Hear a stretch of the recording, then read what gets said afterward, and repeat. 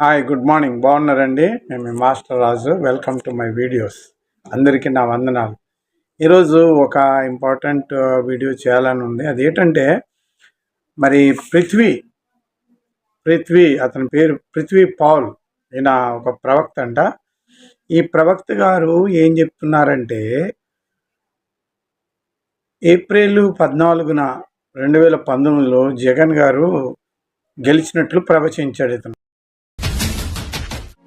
దేవుని సేవకుడిగా నేను ప్రకటిస్తున్నా, ఆంధ్ర రాష్ట్రములో ఫ్యాను గాలి వేస్తున్నది. హల్లెలూయా, హల్లెలూయా.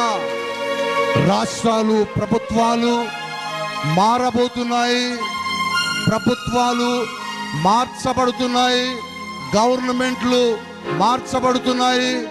దేవుడు నిర్ణయించిన వ్యక్తులు అధికారములోనికి రాబోతున్నారు.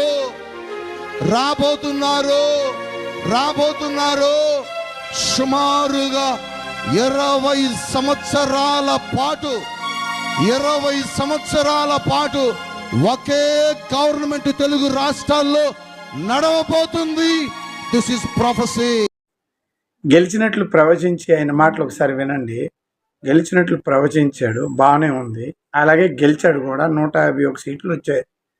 2019లో జగన్ గారికి గెలడం జరిగింది.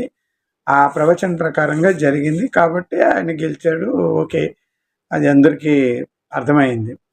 సో అప్పటి నుంచి ఈ పృథ్వీ గారు, ఈయన పాస్టర్ పృథ్వీ పాల్ గారు ఏమనుకున్నారంటే, ఇక నాకు మించినోడు లేడు, మరి నాకు అన్నీ తెలుసు అని అనుకున్నాడు అనమాట.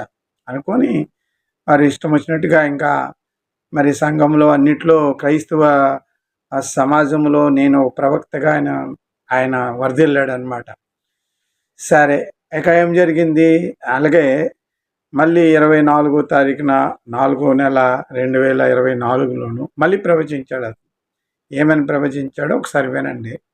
ఆ ప్రవచనం ఏమంటే, మరి ఆయనే వస్తాడు, జగనే వస్తాడు అని గట్టిగా ఆయన చాటి చెప్పాడు. ప్రవచిస్తున్నా, ఆంధ్రప్రదేశ్ లో మరలా ఫ్యాను గాలి వేస్తుంది. సామాలు, కూటములు అన్ని కూడా మతిమాయమైపోతున్నాయి. This is prophecy for Andhra Pradesh 2024 election. చెప్పినప్పుడు ఏం జరిగింది? మరి ఆ ప్రవచనము, ముందు ప్రవచనం కరెక్ట్ అయ్యి రెండో ప్రవచనం తప్పైపోయింది. మనకు అందరికీ తెలుసు, జగన్ కేవలం 11 సీట్లతో గెలిచి ఓడిపోయాడు. సో ఇప్పుడు ఈ ప్రవచనం సంగతి ఏంటి? బైబిల్ ఏం చెప్తుంది? బైబిల్, దేవుడు వాక్యం ఏం చెప్తుంది? అందరినీ నమ్మొద్దని చెప్తుంది. ఎవరైనా చెప్తే అది మీరు నమ్మొద్దు అని చెప్తుంది. అది యెహోవా చెప్పిన మాట కాదు. బైబిల్లో ఒకసారి వివరణకు వెళ్దాం, మనం దీన్ని పరిశీలిద్దాం. కాబట్టి ఈరోజు క్రైస్తవ సమాజంలో చాలామంది ప్రవక్తలను చెప్పుకొని తిరుగుతున్నారు,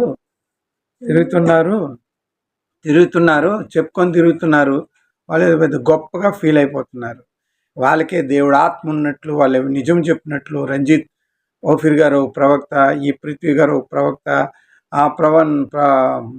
ప్రవీణ్ గారు, కల్వరి ప్రవీణ్, ఆయన పేరేంటి, బెల్లంపల్లి ప్రవీణ్ అని ఫేమస్, ఆయన ప్రవక్త. క్రైస్తవులందరూ ప్రవక్తలే, కానీ ఏ ప్రవక్త కూడా కరోనా వస్తుందని చెప్పలే. ఏ ప్రవక్త కూడా మరి ఏటది భూకంపాలు వస్తామని చెప్పలే. ఏ ప్రవక్త కూడా ఇజ్రాయేలు మరి హమాస్ యుద్ధం జరుగుతుందని చెప్పలే. అంటే వీళ్ళు నిజమైన ప్రవక్తలు కారు, వీళ్ళందరూ డూప్లికేట్స్.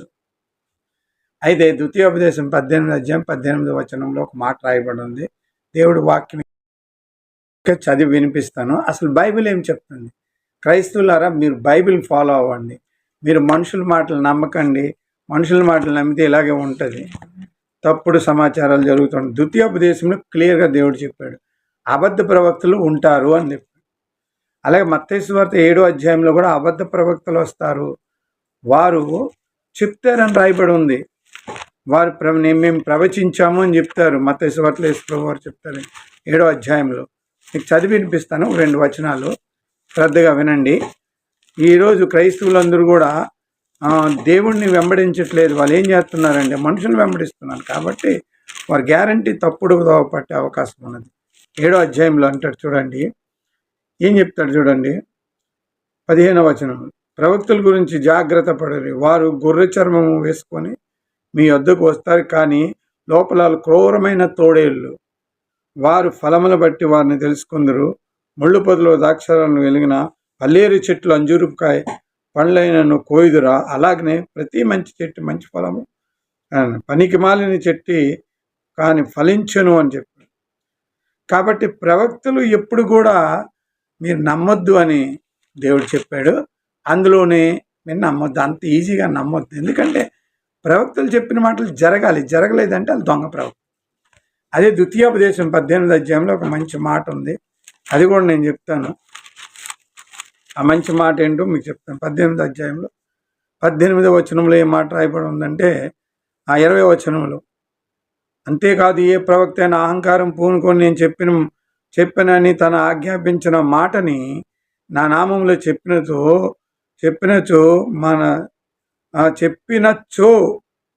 నా నామంలో చెప్పినచో మరియు ఏదో ఒక మాట యెహోవా చెప్పినది కాదని మేము ఎట్లా తెలుసుకుందామని మీరు అన్ని ఎడల ప్రవక్త యెహోవా నామం చెప్పిన ఆ మాట జరగకపోయిన ఎడల, ఎన్నడూ నెరవేరిపోయిన ఎడల అది యెహోవా చెప్పిన మాట కాదు.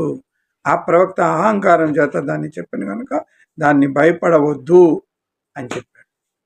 అంటే ఎవరైనా అలా చెప్పారనుకో, యెహోవా నామంలో, ఆ దేవుని ఆత్మనామంలో చెప్పారంటే అది జరగకపోతే మాత్రము అది యెహోవా ఇచ్చిన మాట కానే కాదు. కాబట్టి అట్టి ప్రవక్తలకి ఏం చేయాలని కూడా చెప్పాడు చాలా మాట.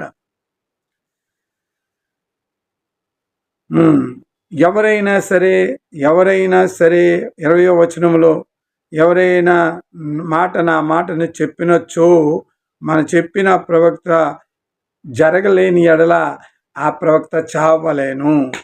అంటే ఒకవేళ యెహోవా నామంలో ప్రకటించారు, జరగలేదంటే ఆ ప్రవక్తను ఏం చేయాలా? చంపేయాలా. ఈ విధంగా చూసుకుంటే ప్రవీణ్ గారు, పృథ్వీ గారు, అలాగే వీళ్ళందరూ ప్రవక్తలన్నీ చెప్పుకున్న మనుషులందరూ కూడా చావాలి. ఎందుకంటే వాళ్ళు చెప్పినవన్నీ జరగట్లేదు. దేవుడు వీళ్ళకి విముఖుడై ఉన్నాడని తెలుసుకోండి. క్రైస్తవులారా, మీరు మోసపోకండి. కాబట్టి జాగ్రత్తగా ఉండండి. అబద్ధ ప్రవక్తలు వస్తారని 24వ అధ్యాయంలో యేసుప్రభు వారు చెప్పారు. అనేకులు వస్తారు, నా పేరట ప్రవచిస్తారు. ఎగ్జాక్ట్లీ యేసుప్రభు రాకడ సమయం ఇది. కాబట్టి ఎవరిని నమ్మకండి, కేవలం బైబిల్ నమ్మండి, యేసుప్రభుని నమ్మండి. యేసుప్రభు చెప్పిన మాట అయితే జరుగుతుంది, లేకపోతే జరగదు.